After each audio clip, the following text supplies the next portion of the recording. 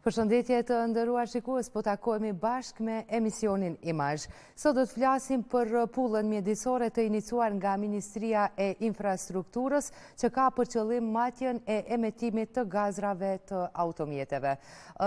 Të ftuar në studio kishim Zotrinë Bishatrin nga Ministria e Infrastrukturës, mirë po që në minutat e fundit e anuloj ardhjen në emision. Mirë po kemi të pranishëm në studio Leotrim Sahitin nga Ministria e Ambientit, është këshilltar politik i ministrit. Përshëndetje dhe mirë se erdhët. Përshëndetje, mirë se u gjithë.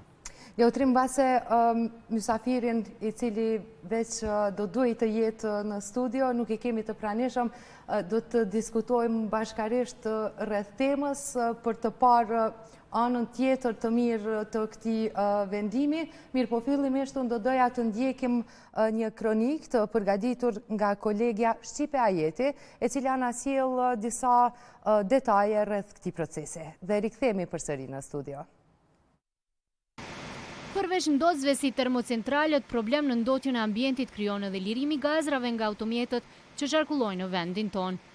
Sipas të dhënave zyrtare, në Kosovë qarkullojnë mbi 315.000 vetura të regjistruara, ku mesatarja vjetërsisë së veturave është 18.5 vjet. Ndërkohë që nga 1 qershori Ministria e Infrastrukturës dhe Transportit ka filluar me matjen e emitimit të gazrave. Gjatë 3 muajve të parë do të jetë fazë testuese, thot zëvendës ministri Idris Selimaj nga Ministria e Infrastrukturës dhe Transportit. Ky proces ka filluar që nga një shkurti i këtij viti, ku Ministria e Infrastrukturës, respektivisht Ministri Paleka, ka nxjerrë një vendim ku obligon qendrat e kontrollit teknik që të fillojnë me matjen e gazrave, respektivisht nivelin e emitimit të gazrave. Mirë po ndërkohë, pasi janë informuar gjitha qendrat e kontrollit teknik, ato përmes shoqatës së tyre kanë kërkuar nga Ministria që ky vendim të mos fillojë të implementohet nga një shkurti, por të jepet 3 muaj kohë që pajisjet e tyre të cilat i kanë set në të gjitha kontrollat teknike të rikonfigurohen, respektivisht të funksionalizohen. Kështu që ai 3 muaj është konsumuar, tash kemi filluar me 1 qershor matjen e gazrave. Mirë po edhe këtë rast me 1 qershor ne kemi dalë në anën e qytetarit, respektivisht kemi marrë në konsiderat se duke pas informatat që kemi makina goxha të vjetra në treg, atëherë nga 1 qershori fillojmë matjen e gazrave, por nuk do të ndikojnë drejt për drejt në certifikatën e kalueshmërisë, respektivisht në certifikatën e cilësisë. Sipas zëvendës ministrit Selimaj, në vendin tonë vazhdon të qarkullojnë një numër veturash të vjetruara, gjë që atakon direkt ajrin. Ne nuk do të prejudikojmë se sa makina do të përjashtohen nga qarkullimi për shkak se sistemi i emitimit të gazrave kanë aq dopt ose aq të pariparueshëm, ose ndoshta edhe nuk do të ketë interes vetë pronari i makinës që ta bëj instalimin e ri të gjithë sistemit të emitimit të gazrave, do të jetë zgjedhja e tina, por sidoqoftë ne këtë fazë detyrimisht do duhet me hyrë këtë proces edhe me pa pastaj gjendjen se çfarë nivelesh makinash kemi këtu dhe si rezultat nuk përjashton mundësia disa makina të përjashtohen nga komunikacioni nëse janë ndotës potencial të ambientit. Kështu që për çfarë kjo faza 3 muajshe është fazë më shumë testuese, provuese. Janë të obliguar të gjithë që të bëjnë çdo makinë e cila i nënshtrohet kontrollit teknik në set, në paketë e ka edhe matjen e gazrave.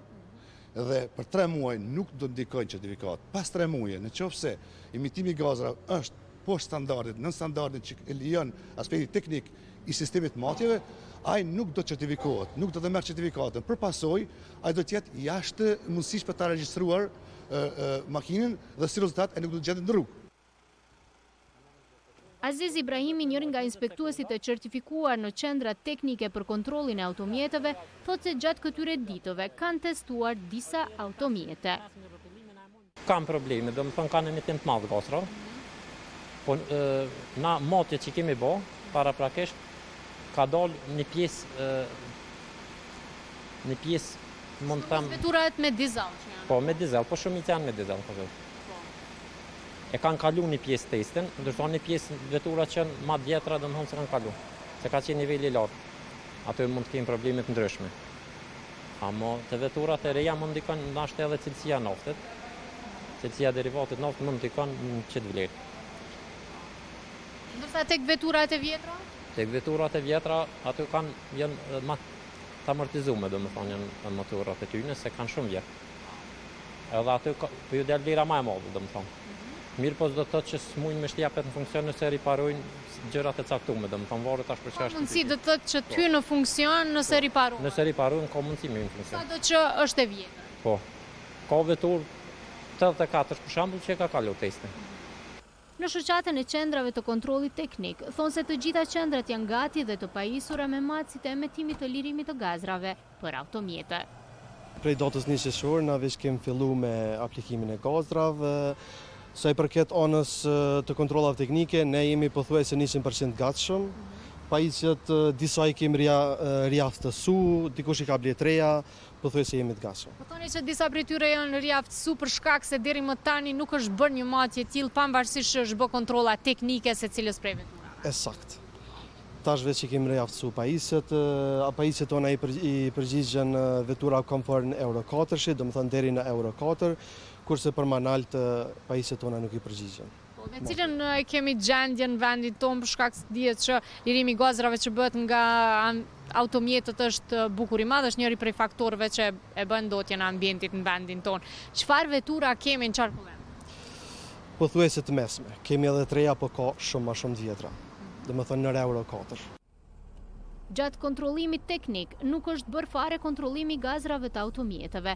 Nga 14 mekanizma që duhet të kontrollohen, njëra prej tyre ishte për kontrollin e gazrave. Ndryshe çmimi për kontrollin e emetimit të gazrave për automjete është përcaktuar linearisht. Për motocikleta do jetë 3.5 euro, automjete 5 euro, automjete të rënda 6 euro. Ky udhëzim administrativ vjen si kërkesë dhe kriteri dal nga Bashkimi Evropian, pjesët e cilit synon të jetë edhe Kosova.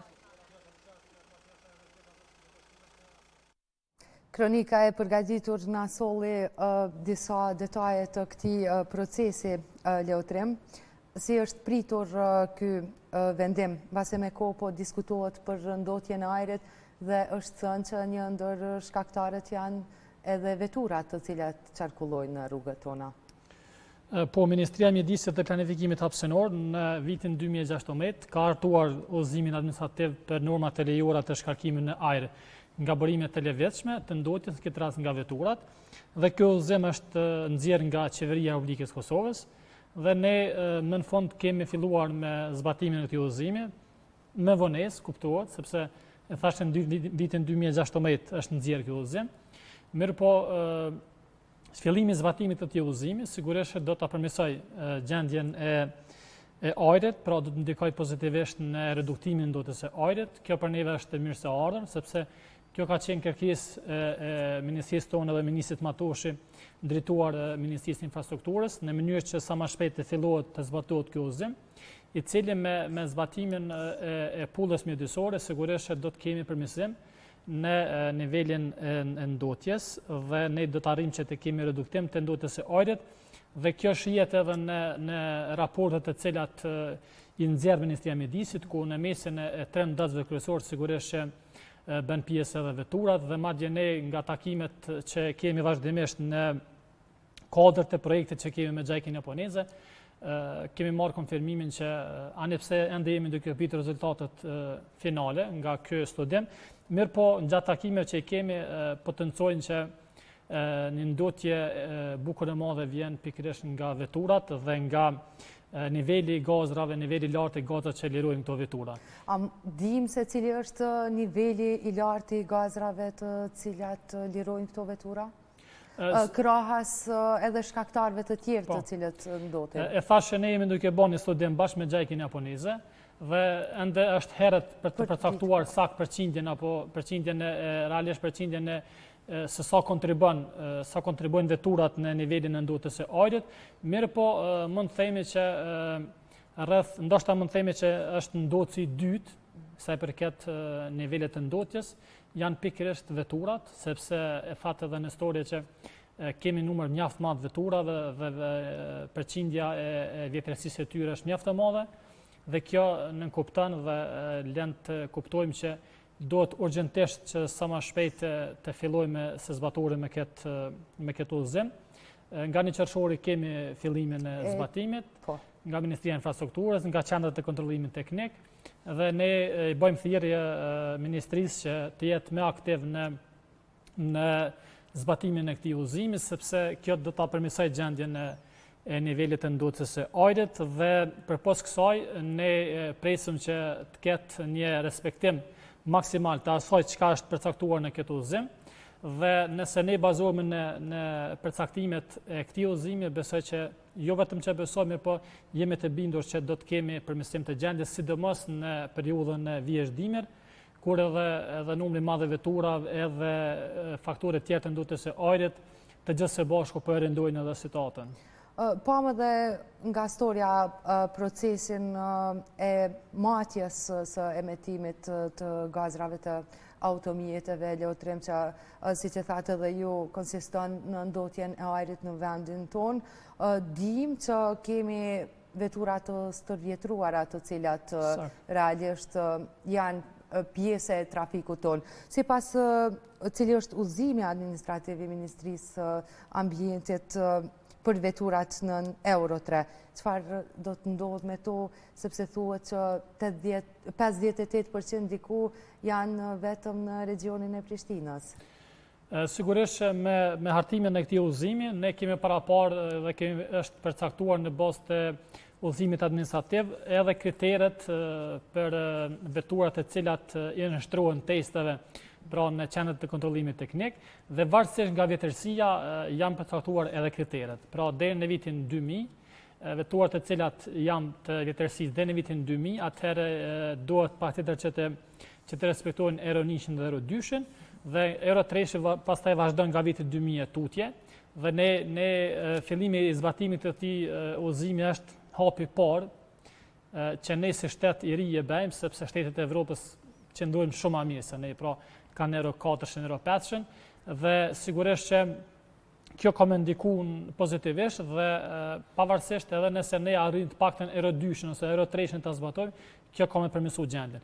Pastaj me ngritjen e nivelit të mirëqenies qytetarëve edhe të zhvillimit ekonomik të vendit, sigurisht që edhe kriteret për matjen e cilësisë e gazrave do të rritet, sepse ne synojmë direktivat e BE-s dhe direktivat e BE-s thonë që do ta respektojmë, do të edhe nivelin e Euro 5 dhe kjo sigurisht që do të ndodhë në kohë, por ne po tani të paktën po shpresojmë që do të respektojmë këto që i kemi përcaktuar me këtë udhëzim.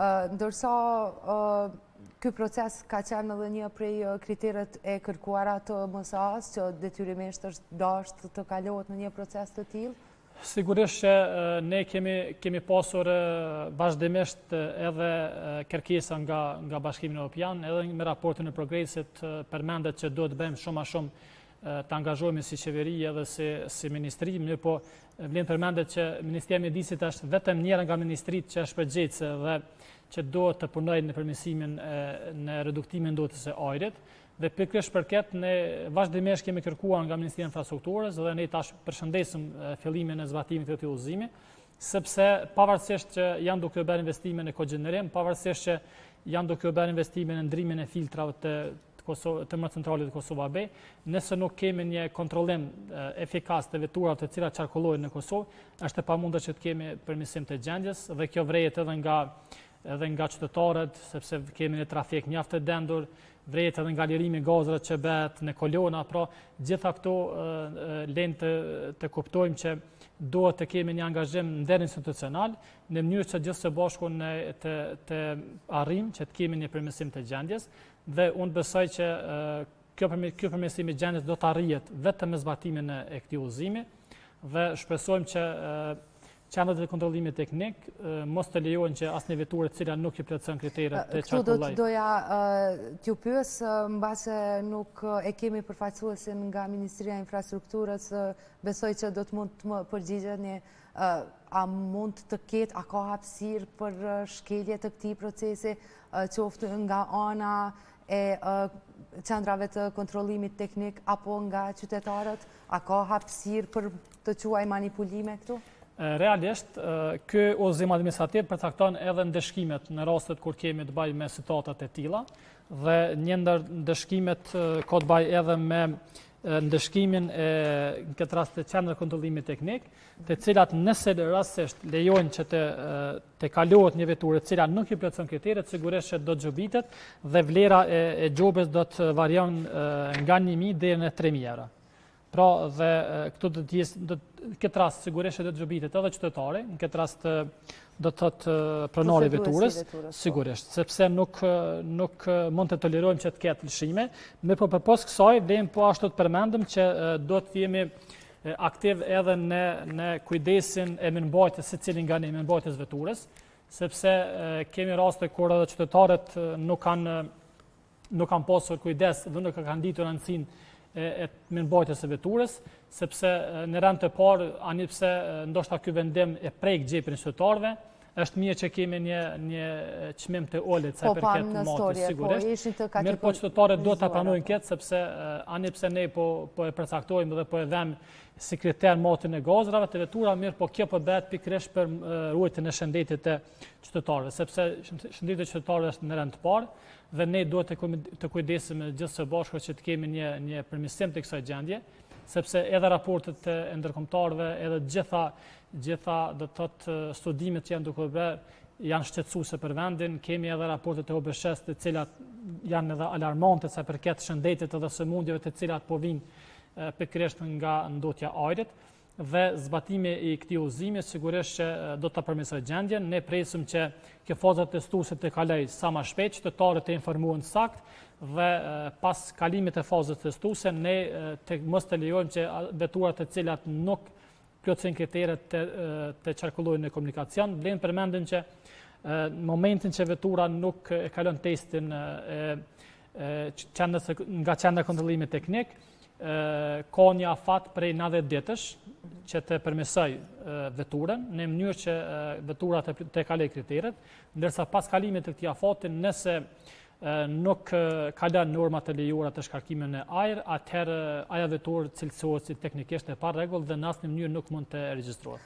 Do të thotë vetura duhet të rregullohet teknikisht në mënyrë që të jetë e gatshme të kalojë këto teste. Sigurisht. Pra, në momentin që vetura cilësohet si teknikisht e pa rregullt dhe nuk i kalon testin e motës së gazrave, atëherë ka një periudhë prej 3 muajsh, prej 90 ditësh, në mënyrë që brenda kësaj periudhe pronari i veturës të rregullojë veturën dhe të jetë ajo veturë në gjendje të rregullt për ta kaluar testin. Dhe në momentin që pas 3 muajve nuk arrin që të kalojë testin, vetura cilësohet si pa rregullt dhe nuk mund asesi që të regjistrohet dhe të përfundojë në komunikacion. Ndërsa pas këtyre muajve testues, pas 3 muajve, siç e thatë, do të jetë edhe kriter për mundësinë e regjistrimit të automjeteve tutje. Sakt, nuk ka asnjë mundësi ligjore që të regjistrohet nëse nuk e ka kaluar testin e motës së gazrave, sepse e dini që me rastin e regjistrimit të veturave kërkohet certifikata e kontrollimit teknik dhe ai certifikat në asnjë mënyrë nuk lëshohet edhe nuk jepet domethënë nëse nuk e ka kaluar testin e emetimit të gazrave. Ndërsa këtyre veturave leutrim do t'ju vendoset një etiketë e cila do t'i kategorizon apo jo? Realisht këtë pjesë nuk e kam asun të qartë sa dohet, sepse përket keni ftuar edhe përfaqësuesin e Ministrisë së Infrastrukturës. Po, me idenë që ti informojmë shikuesit me aq informacion sa keni edhe ju. Janë 2 versione, të cilat janë diskutuar në qarqe të ndryshme. Versioni i parë është që të gjitha veturat të cilat e kryejnë kontrollimin teknik, edhe ato që kalojnë fazën, edhe ato që nuk e kalojnë, të lejohen që të qarkullojnë në komunikacion. Atyre që kalojnë testin e emetimit të gazrave, të vijet Pulla Mjedisore që i plotson kriteret, ndërsa atyre që nuk i plotson kriteret, të mos vijet një Pullë Mjedisore. Nëse hipotetikisht, nëse kjo do të ndodhte, atëherë do të ishte e pamundur kontrollimi i veturës, sepse ne nuk kemi kapacitete që të kontrollojmë veturat të cilat kanë Pullën Mjedisore të lejojmë të hyjnë në qytet, kurse ato që nuk kanë Pullën Mjedisore të mos e lejojmë. Si do të ndodhet kjo? Si do të jetë lejimi i qarkullimit të veturave, në cilat zona? Është thënë që disa vetura nuk do të lejohen të futen në qytet. A mund të na sqaroni pak këtë pjesë? Realisht aja çka udhëzimi përcakton, udhëzimi administrativ që ne kemi nxjerr, realisht ne kemi hartuar si ministri, qeveria e Republikës Kosovës e ka nxjerr, përcakton që do të thotë nuk thotë që duhet kemi përcaktim të zonave, mirë po aja që përcakton kjo udhëzim është që secila veturë që nështrohet kontrollimit teknik nuk mund të cilësohet si teknikisht e rregullt nëse nuk i kalon testën e lirimit e emetimit të gazrave. Që në kupton që veturat të cilat nuk respektojnë kriteret, automatikisht nuk mund të regjistrojnë dhe nuk do të lejohen të qarkullojnë në komunikacion. Në fazat e mëvonshme, në vendet ku ka ndotje më të lartë, për shembull në Prishtinë, mund të ketë politika të ndryshme edhe të përcaktimit të zonave. Për shembull, nga brenda Euro 1 deri në Euro 4, mund të kemi për shembull një vendim të ardhme nga komuna Prishtinës që vetëm veturat me Euro 4 dhe Euro 3 mund të qarkullojnë në zonën e qendrës, në pjesën e qendrës Prishtinës, kurse Euro 1 dhe 2 mund të qarkullojnë në periferi. Mund të ketë ndoshta të ardhme këso politika, mirë po aja çka ne duhet të bëjmë tani për tani është që nga 1 deri në Euro 4, veturat e cilat të paktën nuk arrin në Euro 1 të kalojnë, automatikisht ato vetura nuk do të regjistrohen. Dhe mbas të këtij udhëzimi ato vetura cilësohen si teknikisht jo të rregullta dhe nuk mund të qarkullojnë në komunikacion. Mbase në bashkëpunim është nxjerr ky udhëzim administrativ, ndoshta prisni që të jetë i suksesshëm i tërë ky proces, që gjithë këta faktorë të punojnë në të mirën, se thjesht si është vënë ky udhëzim administrativ. Që të reduktohet ndotja e ajrit. Sigurisht, kjo udhëzim administrativ është hartuar nga një grup punus, në të cilin grup punus ka qenë edhe përfaqësuesi i Ministrisë së Infrastrukturës, edhe nga ministritë tjera ndërlidhëse, dhe sigurisht që do të kemi një bashkëpunim më të mirë sa i përket ministrive të linjës. Në këtë rast ne si ministri thashë edhe në fillim që mi presim fillimin e implementimit, ani pse me vonesë, mirë po me mirë vënë se kur, dhe fillimi i zbatimit të udhëzimit do ta përmirësoj gjendjen. Ne vazhdimisht si ministri do ta monitorojmë zbatimin e këtij udhëzimi. Do të kemi edhe vizita në terren për të parë nga afër se si po rrjedh ky proces i motjes së emetimit të gazrave, dhe thashë edhe qytetarët duhet ta pranojnë këtë vendim si vendim i cili po e marrim në të mirë të qytetarëve, edhe qytetarët duhet të jenë më aktiv në mirëmbajtjen e veturave të tyre, në mënyrë që ne gjithë së bashku në rolin që kemi, në përgjegjësinë që kemi të kontribuojmë në reduktimin e ndotjes së ajrit, marr parasysh që kemi shumë ankesa nga qytetarët, thashë që kemi shumë raporte të cilat janë alarmante sa përket ndikimit në shëndet që ka ndotja e ajrit, dhe ne jemi duke investuar vazhdimisht në këtë drejtim. E thashë që jemi duke bërë investime qoftë si Komunën e Prishtinës, po edhe si ministri në zbatimin e politika progresive sa përket reduktimit ndotjes së ajrit, sa përket rritjes së kogenerimit në lagjet të reja të Prishtinës, pastaj në ndrimin e filtrave të termocentralës Kosovo B. Mirë po krahas kësaj një rol mjaft të rëndësishëm në reduktimin ndotjes së ajrit e ka dhe fillimi i zbatimit të këtij udhëzimi. Ka pasur ankesa edhe për cilësinë e derivateve, e cila realisht mund të ndikojë gjatë tërë këtij procesi. Çfarë është menduar në këtë pikë? Është fakt, dhe është e vërtet kjo që po e potenconi jo, sepse një ndër ndotësit apo faktorët që ndikon në rritjen e ndotjes së ajrit janë pikërisht të cilësia e derivateve të cilat importohen në Kosovë. Ne kemi një task force ndërministrore për reduktimin e ndotjes së ajrit, në të cilën task force bën pjesë edhe Ministri i Tregtisë dhe Industrisë. Dhe ne në takimet e task forces kemi kërkuar vazhdimisht nga Ministria e Tregtisë dhe Industrisë që të rritet kontrolli i cilësisë së derivateve të naftës të cilat importohen në Kosovë, sepse pavarësisht që ne po e fillojmë zbatimin e këtij udhëzimi, nëse nuk kemi kontrollim të cilësisë së derivateve dhe nëse nuk kemi derivate cilësore, atëherë prapë këto vetura do të jenë ndotëse të mjedisit, ndotëse të ajrit. Edhe pse do të ketë tendencë, ndoshta do të krijohet edhe në shprehi të qytetarëve që të kenë më shumë kujdes teknik ndaj veturave. Sigurisht, e thashë më herët që qytetarët duhet të jenë vetë të vetëdijshëm për rëndësinë që ka mirëmbajtja e veturave në lirimin e gazrave. Mirë po edhe cilësia derivateve luan rol mjaft të rëndësishëm, po ashtu rol të rëndësishëm luan çështja e derivateve edhe sa i përket këtyre pajisjeve të cilat vendosen në vetura, sepse nëse ne vazhdimisht kemi derivate të cilësisë së dobët, atëherë pajisjet të cilat reduktojnë ndotjen që vijnë nga veturat, pra do të jenë shumë e pak të qëndrueshme dhe do të ketë shumë investime nga pronarët në mënyrë që të ketë ndrime sa më të shpejta të pajisjeve.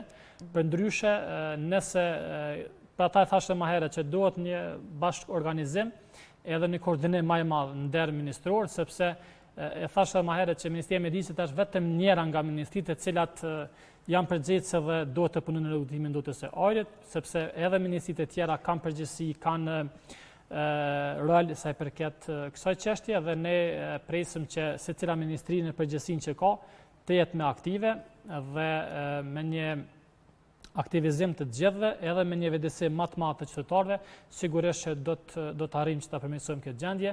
Është mjaft e rëndësishme ta potencojmë që jemi duke menduar ta realizojmë bashkë me UNDP-n një fushat vetëdijsuese për çështjen e ajrit, sepse secili nga ne në veprimet të cilat i bëjmë për çdo ditë duhet të mendojmë për shëndetin tonë dhe në këtë rast duhet që të përdorim sa më shumë mjetet alternative të transportit, të përdorim transportin publik dhe mos të përdorim aq shumë sa e përdorim transportin veturat në këtë rast, sepse shohim që ndoshta 3 anëtar familjes të tret përdorin veturat për të shkuar deri në punë dhe sigurisht që në numër mjaft i madh i ndotjes së ajrit vjen nga veturat, këtë po e thot edhe studimi i Gjajkës, ku studentët e Universitetit Prishtinës, ekspertët e Gjajkës kanë realizuar një studim në terren, kanë bërë matjen e lirimit të gazet që bën nga veturat, pastaj kanë bërë numërimin e veturave të cilat hyjnë dhe dalin në Prishtinë, dhe kjo tregon që një pjesë mjaft e madhe e ndotjes së ajrit vjen pikërisht nga veturat. Dhe me siguri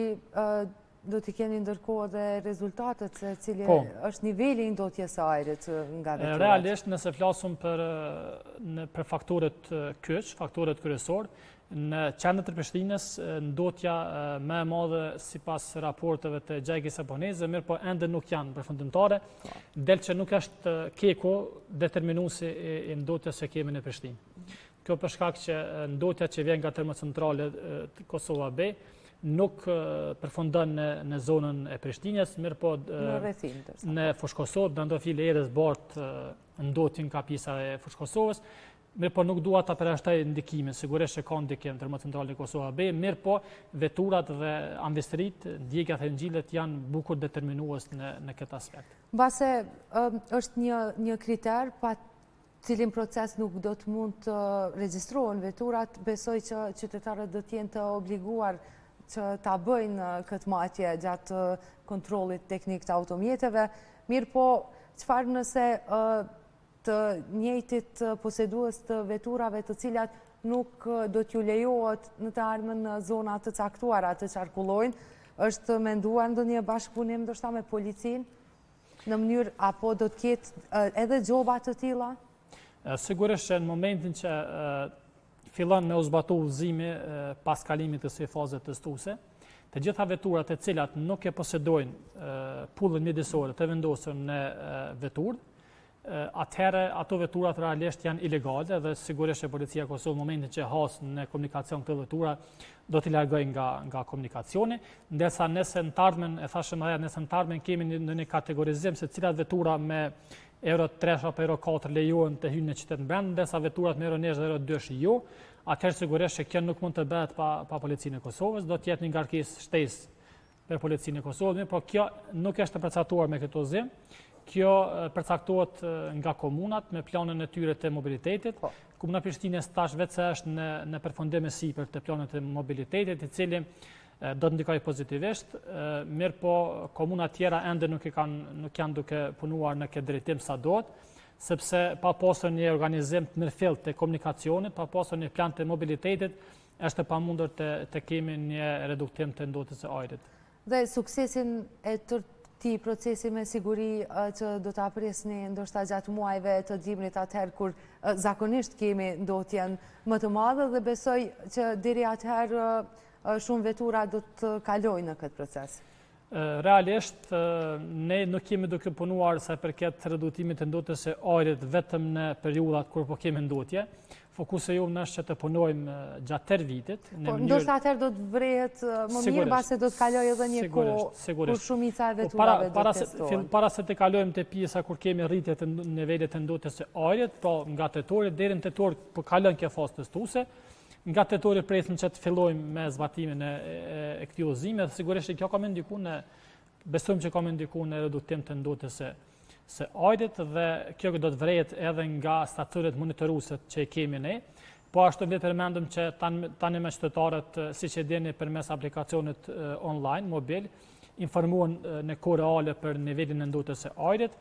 Për më tepër ne bashkë me Gjajkin Japoneze brenda muajit të ardhshëm do të arrijmë që të kemi të instaluar edhe monitorët, disa monitorë në Prishtinë, në kryeqytet, në mënyrë që qytetarët gjatë kalimit të tyre në zonat e ndryshme brenda qytetit të njoftohen për së afërmi me nivelin e ndotjes së ajrit dhe me cilësinë e ajrit në përgjithësi. Dhe të jenë të informuar në vazhdimsi dhe besoj që jo vetëm të informuar, sepse qëllimi nuk është vetëm informimi. Qëllimi është që secili qytetar posa të informohet, për shembull që kemi ndotje të ajrit, të kontribuojnë në reduktim, qoftë duke mos ndezur thëngjell, qoftë duke mos vozitur drejtuar veturën, me po të përdor mjetet më miqësore me mjedisin. Dhe besojmë që ky udhëzim dhe realisht ky proces i matjes së emetimit të gazrave të automjeteve të rezultoj i suksesshëm në kuptimin që këto vetura të kalojnë në këtë proces dhe të kemi sa më pak ndotje të ajrit prej tyre. Sigurisht, kjo thashë më herët që ka me ndiku dhe rezultatet posa të filloj se implementuar kjo udhëzim, pas kalimit të fazave testuese, do të shihen rezultatet konkrete dhe ne do të kemi rënje të nivelet të ndotjes. Leotrim, unë ju falenderoj shumë për gjitha këto informacione që na i dhe për shikuesit tanë sa i përket këtij procesi, edhe pse mysafirin përgjegjës nga Ministria nuk e kishim në studio, unë ju falenderoj shumë. Falenderoj dhe ju. Të nderuar shikues, këtu po e përmbyllim emisionin Imazh për sot. Imazh vjen sërish nesër në të njëjtën kohë. Mirëmbëjtje.